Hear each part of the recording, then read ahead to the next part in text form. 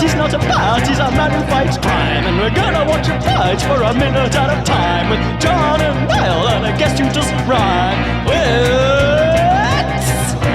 Bat Minute!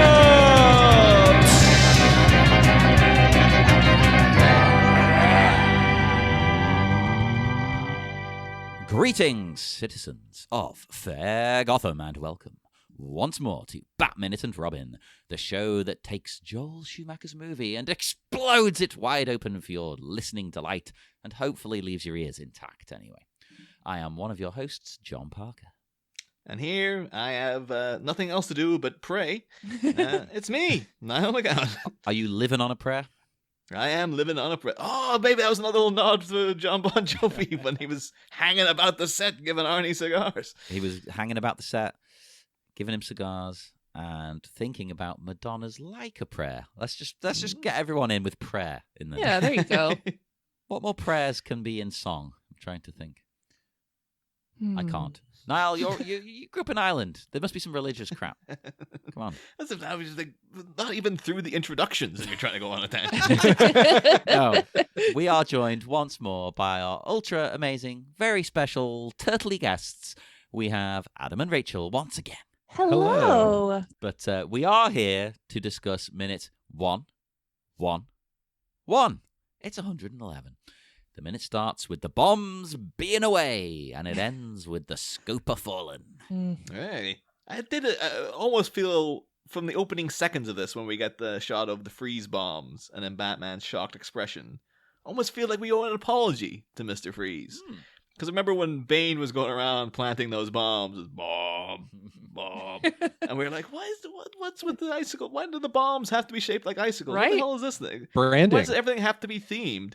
But now I kind of thinking maybe Freeze was like planning ahead, because if Batman had come in and seen a load of bombs sitting around, he'd be like, I better go defuse these straight away. But he might have come in and been like, those are just normal icicles that for some reason are glowing. And so when he sees them, he's like, holy crap, of course they're not normal icicles, they're bombs. Now, are they cold bombs or like just bombs? That's what we couldn't figure out. Like, will they explode and freeze things? Like, do they have liquid nitrogen in them? And Yeah. I think it's just a normal bomb, because there's no evidence when they do blow that. Like, that would have been a cool shot, actually, if after everything was said and done. But like, they could have shown you a shot of the decimated, planetarium, and then you just seen like jutted ice sticking out everywhere, because it's still like, oh, it's a giant freeze explosion. And that would make more sense for his whole gimmick. Yeah. Oh yeah, totally. But it's but yeah, so I think like maybe that was his thinking, was like, oh no, I can hide these explosives if they look like stalagmites or stalactites. I'm not too sure which is up and which is down. I always forget which is which. The stalactites hang from the ceiling. Oh. Because they're holding on tight. One of those mnemonic devices. Oh, that's how you remember. I genuinely will never forget now. Thank you. You're welcome. These bombs, I'm confused by them. I'm glad now that you said that they're just bombs, because I instantly just assumed they're ice bombs. Yeah. So I'm sitting here thinking ice bombs don't melt steel beams. How are they bringing down the base of the tower? I really appreciate Freeze's action too. Like, I'm gonna blow it up, and then just throwing himself off this thing, presumably thinking he's gonna die as well, but just like, bye. Well, if you're in a no-win situation, take yourself out in the coolest way possible. Yeah, it's kind of a shame now that he does survive. It's like, it would have been such a cool death. Yeah. I do kind of think though, I don't mind the I think not as much. What it does make me think though, would Mr. Freeze have remembered the bombs himself if Batman hadn't stopped to taunt him? To be like, you lost, Freeze. Like, because it feels like he was waiting to be like, he's got to say something to me so I can be like, Or would he just been like, oh crap, the bombs, I forgot I could have just set off those ages ago. But I feel though, when it gets into like Freeze and Hell, because they already did, tonight hell freezes over, and I've been busting my hump for like 110 plus episodes now, coming up with freeze puns for those outros. And the fact that they just went back and used one, like at this point, could have been like, you've lost, freeze, and then like, be quiet, Batman. There's a chance of avalanches, and then he sets off the bombs and everything starts collapsing. Yeah. There you go. You're using a new thing instead of depending on a joke you already made about hell freezing over and stuff. That's always a funny trope, like hell freezing over. But what if hell is cold? Yeah, We I feel don't like know. hell would be cold. Like being cold is so much worse than being hot. Yeah. This is perfect. You have just led into my next big, enormous note. Awesome. Oh. Right. It's not that crazy a line because in Dante's Inferno, which I bizarrely first experienced in the video game, the hack and slash video game by EA.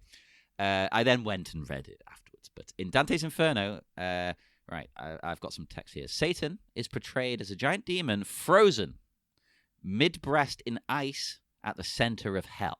Hell is cold. The worst part of hell is ice. Every other part of hell is burning hot, but the center where Satan is frozen. And that's the worst bit. And great though if Mr. Freeze on his way down was like, you should know that that's actually much more accurate than you would think, Batman. Sends him a text with all this, like, oh my god, how much did you? Oh my god, it's like two paragraphs of this. I ain't got time for this. Well, I wrote down a few more things. Just it isn't directly tied to that, but I thought people might find it interesting. If they haven't read Dante's Inferno. So Satan there, frozen. He's got 3 faces and a pair of bat wings affixed under each chin.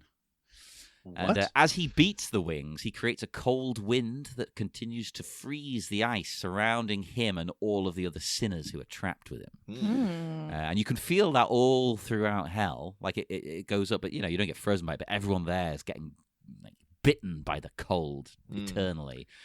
And in his 3 mouths, he chews on various people. He chews on Judas Iscariot, Marcus Brutus. That and Judas, Gaius. you're starting him. He's good for like a week. That guy. He chews him forever, Niall, forever. He's like the Marcus gum that never Brutus. loses. He's like an everlasting gobstopper. This guy. Yeah, essentially his skull is. And Guy, I'm terrible with this one. Gaius Longius. I'm not sure on the Latin pronunciation. And scholars consider Satan to be a once splendid being, the most perfect of God's creatures, for whom all personality has now drained away. Because he was formerly the angel of light and tried to usurp the power of God. We've probably heard that bit, and as punishment, God banished him down to hell as the ultimate sinner. So it says here that Dante illustrates a less powerful Satan than most depictions because he's slobbering, wordless, and receives all of the punishments in hell that everyone else receives. I thought that was quite. Satan / the devil is my favorite character of cultural folklore of all time. I can see why. It's just like every culture has one, and they're all so different, but also the same. I love it. I love the guy. Well, it actually says as well here that the explanation kind of ties into what you said before of this circle of hell is a complete separation from any life because it's so cold. And for Dante, the deepest isolation is to suffer separation from the source of all light and life and warmth. Total isolation. But yeah, we do have an Inferno erupts here. Everything starts collapsing, and the most heartless thing out of all of this to happen is Batgirl and Robin stand over Bane. Like, I don't know if they were in between since they defeated him like 2 minutes ago. Over there doing a little like, what if we kissed behind the deflated luchador?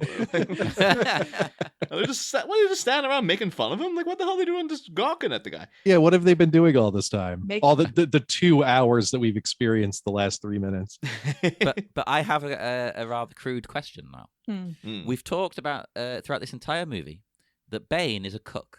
Oh yeah. Yeah, he likes to watch. Would he enjoy this new this new humiliation? He might do. Maybe that's why he's just like writhing in pleasure. Like, oh, I love it. I love it so much. Well, he is making stupid noises, which are going to get even worse as we go on in the next movie. I was baffled as to what, because it's like, were his like vocal cords like, you know, roided up as well? Like, where's it go for? It reminded me of in it's like one of those things, like, you know, the Batman animated series is dated so well, but the Spider-Man from the 90s, not so much. Wait, which one? The one where he's got the two buddies? No, you're the one with like you're the kind of the Spider-Man, the kind of main Which one am I thinking of? But there's a bit in that, because, you know, Kingpin was like one of the main villains in that, and there's an episode where they show you like his origin, and it's like his dad was like a criminal, and he wanted to like, you know, impress his dad. Goes out robbing with him, goes to run away, and they have to like go up a ladder, and he can't make it. And it's just the Kingpin going, it's the adult actor doing this pathetic voice. It's like, that is way too stupid and like noticeable. But like, it's the same with Bane here. It's just like, why is he? I guess it makes sense because like, oh, he's deflated, so he can't sound like this imposing monster. But it's like, well, what happened to his voice that made that go like booming, and you know, it's I don't know, it distracted me anyway a little bit. But I wouldn't be surprised though if he is gonna get off in this, because, or at least he's just like, if you guys are gonna do something, at least let me watch that as well. Yeah, right. Step on me on the way out. Yeah. He did have the Bane in this movie has a kind of it's almost like a spiritual connection to, what do they call them in Secrets of the Ooze, like Token and Razor, or Token Razor. Yeah, because kind of like, you know, like you're expecting Bebop and Rocksteady, and it's like, that's not Bebop and Rocksteady. And this is kind of like, you promised me Bane. That's not Bane. What the hell is this? Yeah. It's like the off-brand Bebop and Rocksteady. The store brand, the Kirkland brand. Store brand, yeah. Yeah. But the thing is, and so they run off, and they just leave him. Yeah. Like, they could take him with them, but and this whole mountain could start to collapse. They don't. You know, the whole thing, the massive explosion, all the cave could cave in, and they're just like, the hell with him. Well, they did go out of their way when they created Bane to point out that he's like a murderer and all this other stuff. So like they've already planted the seed of, it doesn't matter if this guy dies for whatever reason. But yeah, like, what is this? The Batman from Batman Returns? He's just going to blow up a bunch of clowns and not think twice about it. This is the whole thing. Like, he saved Robin's soul, sort of, in Batman Forever by taking Two-Face out of the... Like, Robin didn't kill Two-Face because Bruce is telling the whole movie, like, if you kill him, it's not going to make anything better. Just don't kill Two-Face, for God's sake. Yeah. Batman kind of just does it for him anyway. But this would be like, so what happened to Bane? Like, oh, I think he died. I think the roof caved in on top of him when we ran away. So must have done, right? Yeah. The thing is, even if not, though, actually, I know in the novelization they mentioned like, oh yeah, his name's Bane. Like, Robin says that to Batgirl when they are confronted by him. But there's no real indication that Batman knows anything about this guy. Like, Antonio Diego was some convict from way down in South America. If they were to capture him and bring him to the police station, particularly run by Pat Hingle-Gordon, particularly in this movie, like, they would be like, what language is he speaking? He's not speaking English. Where does this guy come from? What do we do with him? Like, what's his crime? He strangled Batgirl and Robin, I guess, but we got any other proof on him? Do we send him to Arkham? Do we send him to Blackgate? Do we deport him? What do we do with this guy? Like, do we just let him go? Like, and as we mentioned before, he's going to be writhing with withdrawal from all the venom. Yeah, there you go. Yeah, because he's on that for like at least a couple of weeks straight. To constantly been in the system. He might just end up like, he might throw himself off the mountain rather than deal with the feeling of not having venom anymore. It's it's a dark old end for Antonio Diego there on the floor. So. But it's you do get away, like, because they go so close to his hand too. You almost feel like you could grab out their boot and just drag him along or something. But it's like, it's it's a grim situation for this Yeah, guy. and he's all atrophied too, so like we don't even know if he can stand up on his own. Yeah. I don't think he can. I think he's sort of stuck. He can't get up. He can't move. His muscles don't work. He's become, ironically enough, because this guy, let's call him J. Michael Reed, I think the actor's name was. He was Sloth in Seven, the sloth corpse that they discovered. The I guy's been forgot tied about to that. Yeah. tied to the bed for a whole year, and then turns out he's alive and stuff. Mm. But now it's like, well, back to square one, I guess. 'Cause he's Yeah, just kind of right. in that. But yeah, I don't know. I kind of like to think that maybe he goes off and joins the ever-growing troupe of other Batman villain sidekicks with like maybe the recovered Bob the Goons out there, Yeah. Poodle Lady, Sugar and Team-up Spice movie where they all get Yeah. together to take down the Bat. Yeah, there's like I don't know what we call them, like the Underlings or something. That's the show. There you go. That's a TV show. All the sewer Underlings. clowns. yes, all- Dougie Jones, All Sewer the Clown. penguins. Yeah, Yes. And the Underlings, and it can be kind of like the boys. yeah.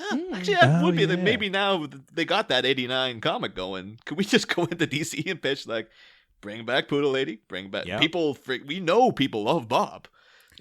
What about Bob? What think- DC? What about Bob? We should be approaching DC with these ideas. Yeah. I'm sure they all listen to the show. Hmm. But yeah, that is the last we see of Bane. But of course, I have a Aw. freaking buttload of Bane material. But we might be talking about that character again in much more detail if he were to feature in another movie down the line. So, That we might or might not be covering. I suppose we're kind of near the end of the minute. I mean, the telescope goes flying over the edge. Yeah. Yeah, Also, this is a good shot. Like This is the bit I made a note on. I think this is a good effect.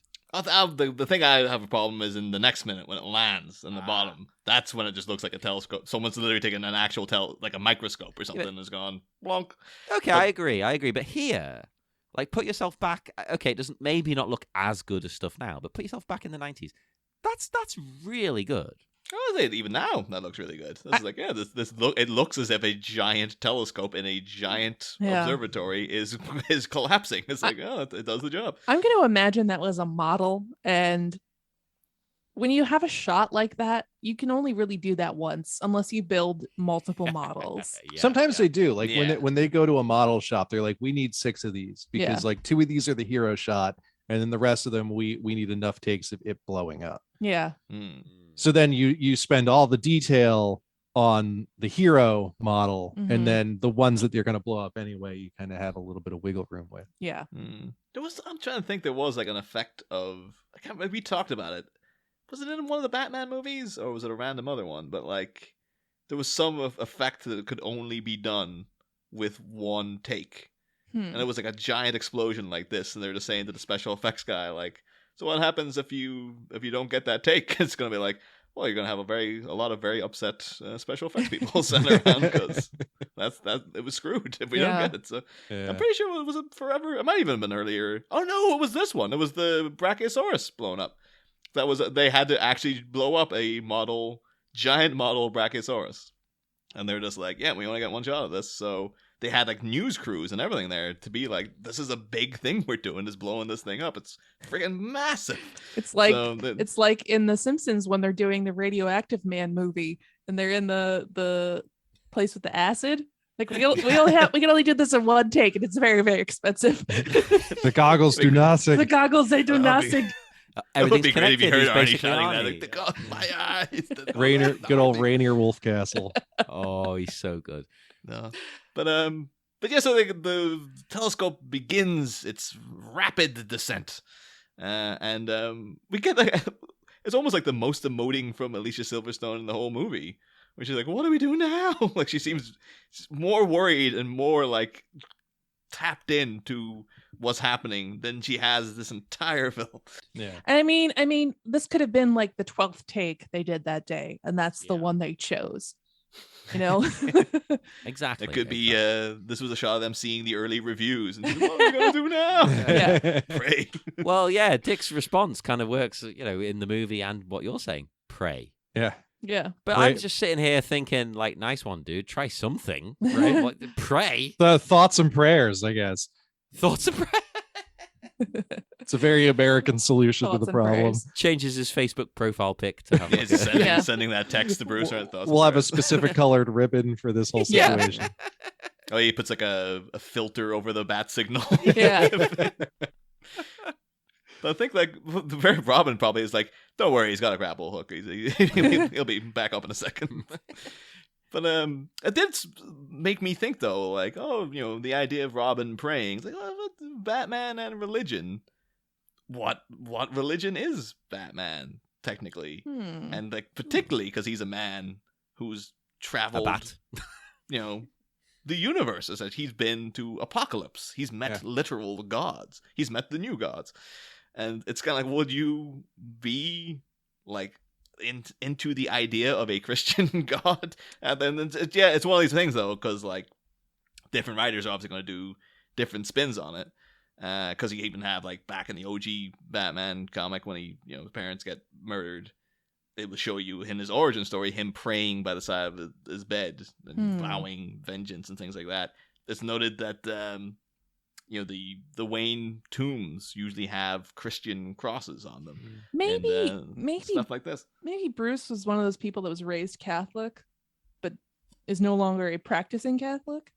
I could see that. You don't really get into too many superhero religions. I mean, like Nightcrawler is the only one I can Nightcrawler, Daredevil is a big exception to that story. I remember reading about Dan Slott said in an interview or a tweet or something that he always wrote Peter Parker as Jewish because like there was never like it was never established what religion Peter was, and like it just felt right. And thinking about it, I'm like, yeah, that does feel kind of right. Of course, I he got can a see bunch that. of backlash for saying it because people are awful. Yeah. But like, since then, in my head canon, Peter Parker's Jewish. Yeah.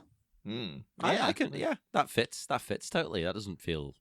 I think it's wrong. Right. Alan Grant did write. Dr. Alan Grant, of course, from Jurassic Park, wrote. Oh, I was going to make that joke when you finish your sentence. He wrote in 1998's Scottish Connection that Thomas Wayne was Episcopalian, apparently, and his mother was Catholic. Well, Bruce's mother, Martha, was Catholic, and apparently old tradition would be that the children will follow the mother's religion. Apparently, that's like an old-fashioned kind of thing. But there's just so many different kind of iterations of it. Like you'll have in Sam Hamm wrote in Blind Justice, which is a storyline we'll be talking about a couple of seasons because it's got the origin of Henry Ducard. That Bruce is basically into like Buddhism and stuff because he's traveled the world. He's like, I'm gonna dive in and out of whatever religion I find to be convenient at that time. Well, I would think with all of his dabbling in science and him, traveling the universe the way he has, I would think he'd be like a pragmatic atheist at this point. I will say I wasn't raised Catholic, but I went to Catholic school, and that kind of ruined religion for me in general. And I know a lot that's what Catholic schools do. I know a lot of former Catholics who have gone in different directions. They try atheism, they try Wicca, they try Buddhism, could be because Catholicism kind of ruined it for them. Yeah. You know what? That's a good point. I think most people I know who branch out like that, they've all been Catholics to begin with. Yeah. Because it's so, I don't want to say terrible things about Catholicism, but it tends to be pretty restrictive. And, to grow up in that restrictive environment and then you can make your own decisions. It's kind of like, well, I don't like this. So I know a lot of people who are raised evangelical who have branched out. Yeah. Although, like, I don't know. But I know a lot of people who are raised evangelical who have gone hard the other way. Yeah. Which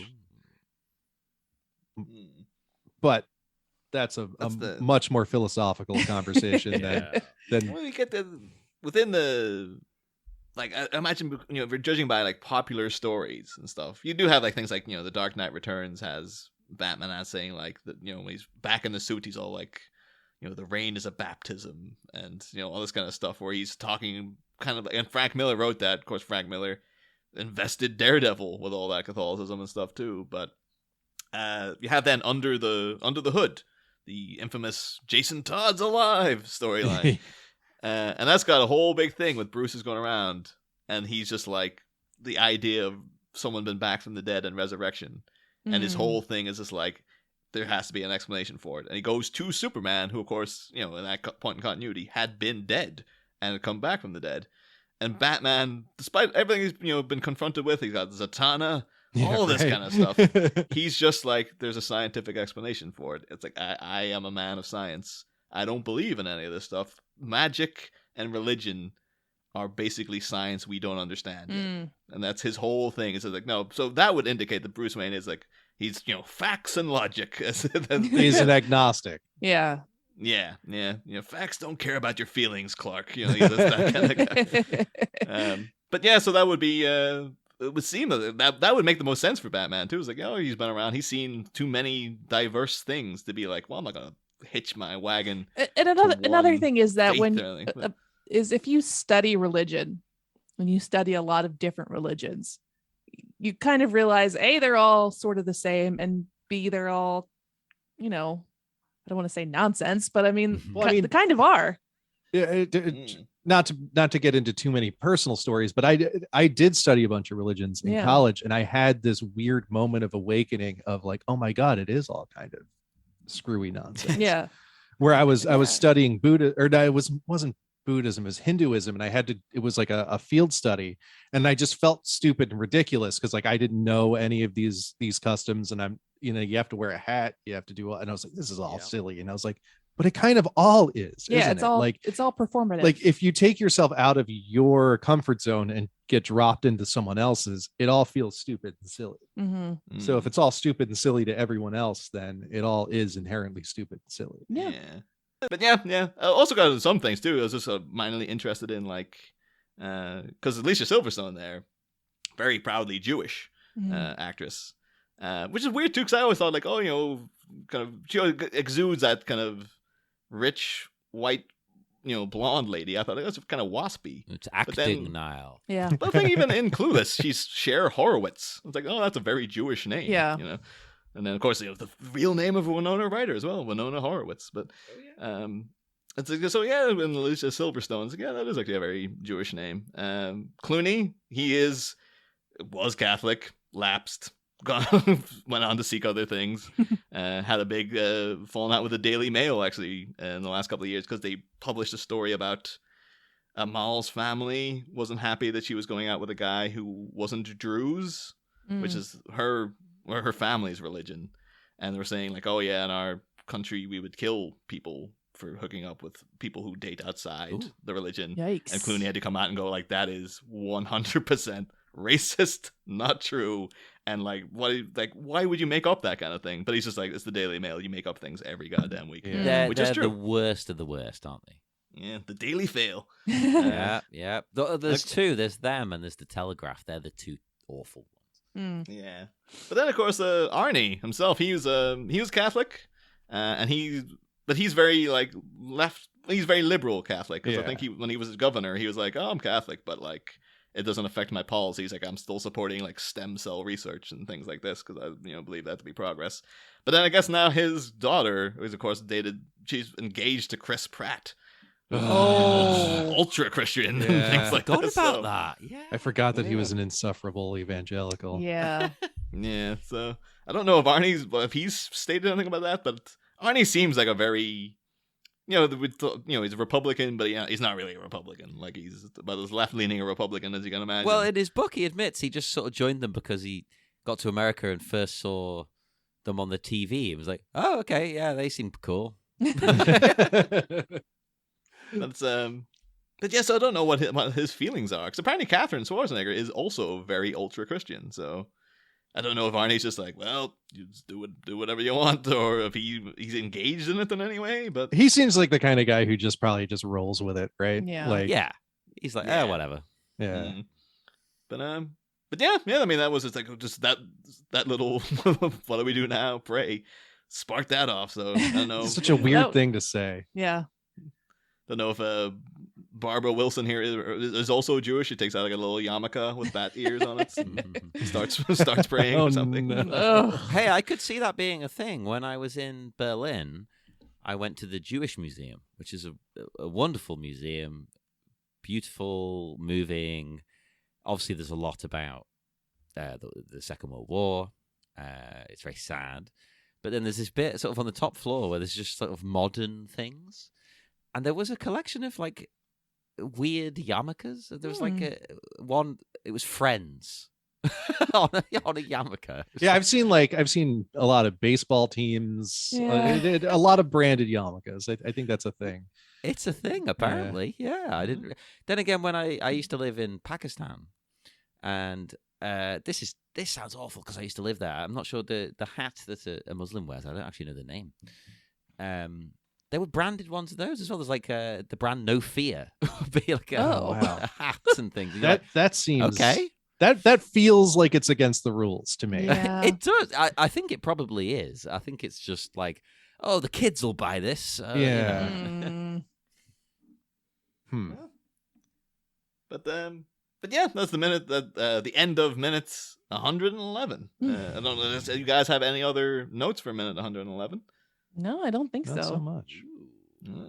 But it's this time of the week we usually ask the guests, because Batman and Robin is one of the most reviled films ever made.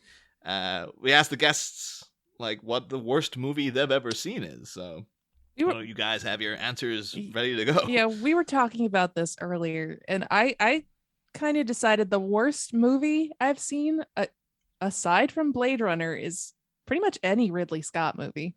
Oh, whoa, like, okay. Even Alien. Well, maybe not Alien. I'm amazed at Blade Runner. This has already blown my mind. I like Blade Runner. I like the director's cut. That's the good one. Yeah. Oh, you mean the original? Yeah. I don't like the theatrical version of Blade Runner. It doesn't make any sense. The one with the voiceover. Yeah, I like the director's cut.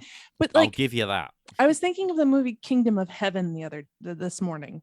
And while that is a beautiful movie, the costumes are great, Orlando Bloom is very nice to look at, that movie is boring. and then there's the extended cut. Yeah, which I bought because I wanted that.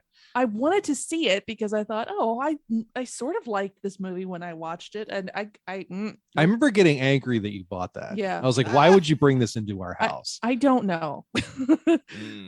And maybe this is just me being a weird history nerd, but if there's a historical movie that's supposed to take place in England, actually, I think that was France, now that I think about it, and no one's doing an accent, it kind of takes me out of it. I'm torn. Do I want people to do a bad accent? Yeah. Or just not try at all? I can't decide what's better. Well, Michael Caine was in that movie, and he had to be like, Le Maison. Well, that's like Robin Hood, Prince of Thieves. Oh, yeah. Where it's like, we're just going to do whatever. Kevin Costner is just going to phone it in. That is bizarre because that is like a specific accent as well. Yeah. Well, that's the thing, though, because I infinitely prefer, because Ridley Scott did do a Robin Hood movie, and you looking at it, it's like, this looks so boring. Yeah. Like, nothing about that is appealing whatsoever. But Prince of Thieves is just like, yeah, it's Kevin Costner doing an accent. He's just doing his accent. But then the other thing about that is if everyone around you is doing an accent or is actually British and you're the only one that's not, and it's just weird to me. I don't know. It is weird. It stands out quite a lot because it's weird. People from that region have a very distinctive sound as well. Yeah. So I'm sat there expecting that, and I'm not getting anything close to it. That one's odd because it's following the classic Hollywood blockbuster tradition of, well, the bad guy has to be English. Right. So Alan Rickman is English. Yeah. But the English heroes are all American. Yeah. Even though it's set in England. I have a much more cut and dry answer to that question of what's the worst movie I've ever seen. And that's just The Room. That movie pisses me off. I hate that it has a cult following. I hate that they do midnight shows of it. It's just like some guy with just too much money made a movie and did every single thing wrong. Yeah. But that's the appeal. You are speaking to two people who have been on stage with Tommy Wiseau. Yeah, me and John there with the football in the tuxedos. I hate it with him and Greg. I just hate him. He's a vampire. This is also coming from someone. I used to be a projectionist, and I had to run a midnight show of The Room, and just that hated would be hell. Every part of that experience. Just I just hate it. I could understand. I hate that it gets praise. I hate that he gets any money for having made that movie. It just, Yeah. I've contributed a lot of money. yeah, you're part of the problem, Yeah. John. I've got the Blu-ray version signed by him and Greg. Oh no. God damn it. Just, that's the mystery of Tommy Wiseau. Is like he didn't need the money either. He has money. Yeah, We don't know where it comes from, but he has it. No, I was also supposed to get a print of that film to show, and then it got to be the day of, and Oh yeah. like I had an email address that I was supposed to do communication with. I was like, hey, still haven't gotten a print of this film, not sure what to do. And I got this broken English email back of just no DVD, go buy DVD. And I was like, this so is it's definitely Tommy yeah, email. there's no way this isn't Tommy Wiseau responding to this email, telling me the day of the show that I have to now send someone out to buy a DVD of this movie. You know what? Right? I know me and Niall had a fun experience with him, but I get the impression he can be a bit awkward. Apparently, he was a bit like that with the staff here in Liverpool. He was a bit awkward. Yeah. Yeah. Yeah. I mean, it's weirdly enough, though, was it a minute 111? First time the room's been brought up in that regard. That's surprising. Yeah, I have this vendetta against that movie. I hate it. I hate that it exists. I hate that people want to see it. And I hate Ridley Scott, apparently. Two very different ends of this. Yeah. Yeah, you're really running the gamut there of like, okay.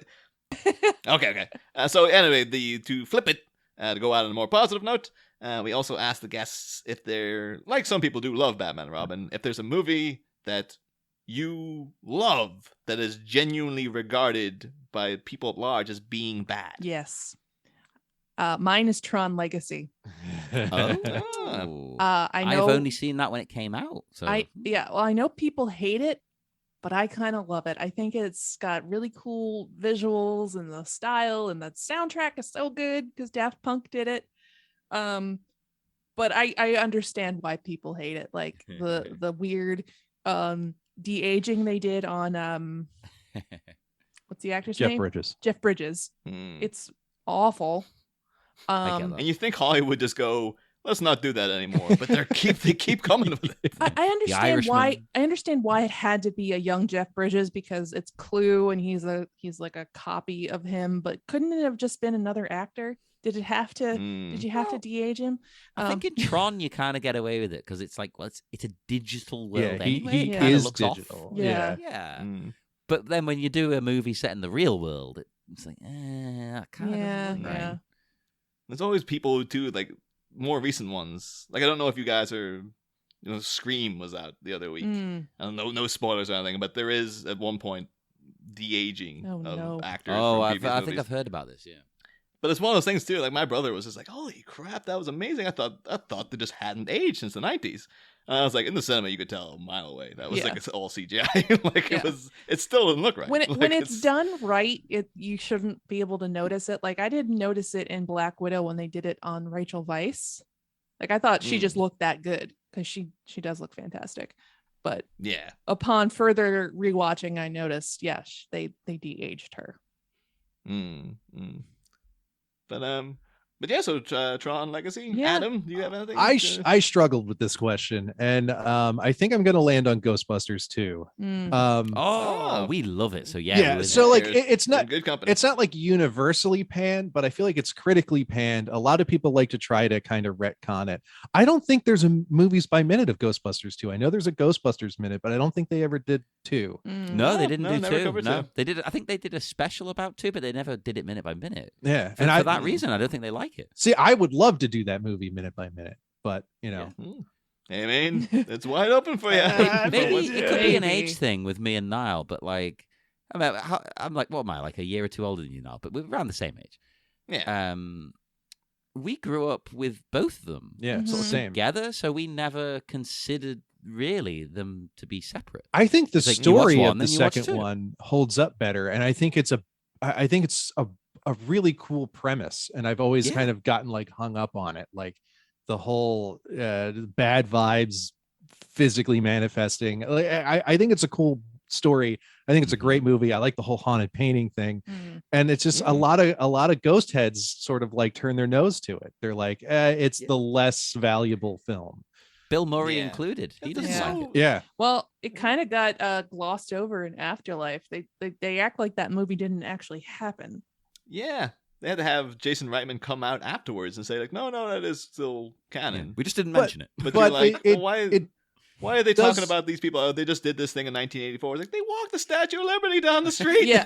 Right. And it also kind of suggests that in Ghostbusters 2, Egon had this secret family that he wasn't talking about. Yeah. That he just never saw, never mentioned. didn't Yeah. care But my about. argument was, would someone like Egon tell you about his kids? That does kind of add that level to it. But he has there's that scene when they're in the baby's bedroom and he goes, I never had toys growing up. And it's like, Mm. well, you have like a 3-year-old daughter right now. What's her life like?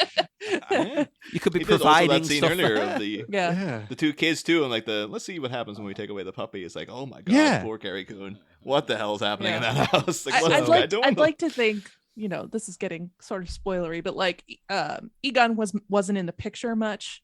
Like she was raised by her mom, Yeah, yeah. maybe.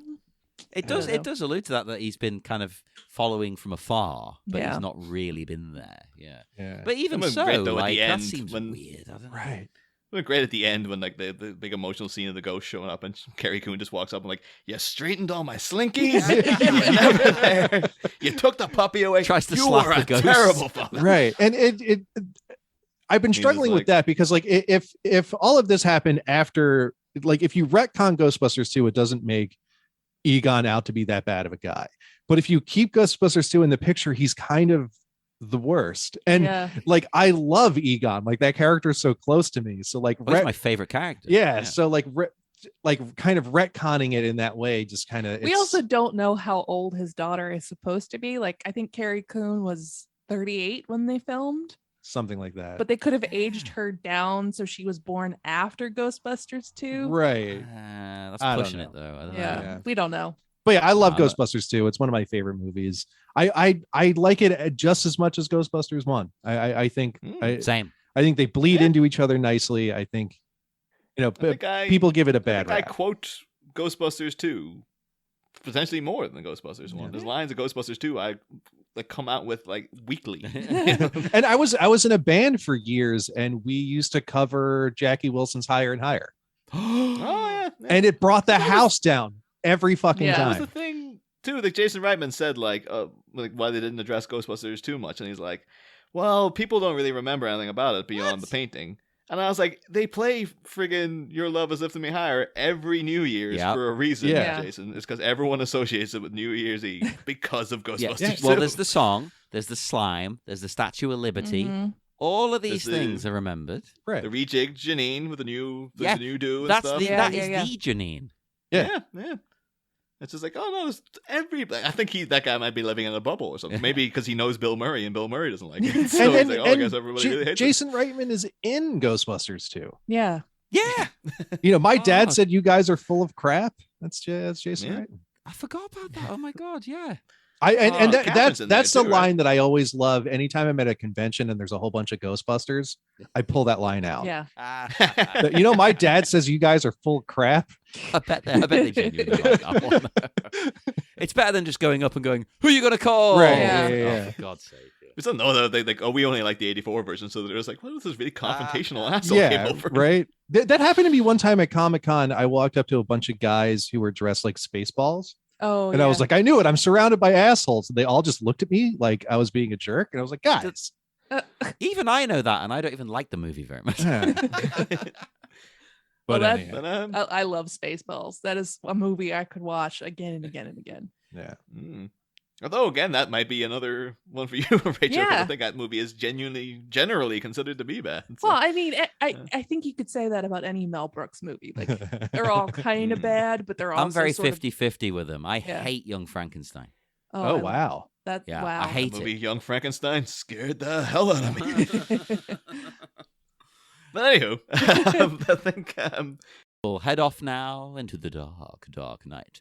One more time, would you like to tell people where you can be found online? Yeah, sure. TMNT Minute has completed, but TMNT 3 is out there for your listening pleasure. as is Up From Below, the tabletop game we played to get through lockdown. And that birthed the whole new podcast that we're working on right now. We are working on a new podcast called Screenplay, where we are playing through a Ghostbusters tabletop game, and that will be out sometime. And we're going to be this is hopefully going to launch more of these. Like we're doing Ghostbusters. We're going to try to find other pop culture properties that we can gamify. There's been talk of doing DuckTales. I want to use the West End Games Star Wars mechanics to do a Spaceballs movie. Speaking of Spaceballs, but I don't know. Like, no, that'll be better than the film. So I'm on board. So we're tossing around a lot of ideas. We have an excellent game master, Sean Jaffe, who he has his own homebrew rules that he throws into things. He can make a game out of anything, And if you like the sound of my voice, there is Geek by Night, the audio drama on Dueling Genre, which is currently in hiatus as of the recording of this episode. But I think Scott Corelli is working on the finale, so that should be completed soon also. And if you want to hear me actually talk about Batman, you can listen into Tales from the Short Box every Wednesday. We talk about the latest and greatest comics. Hell yeah. Check all of that out, everybody.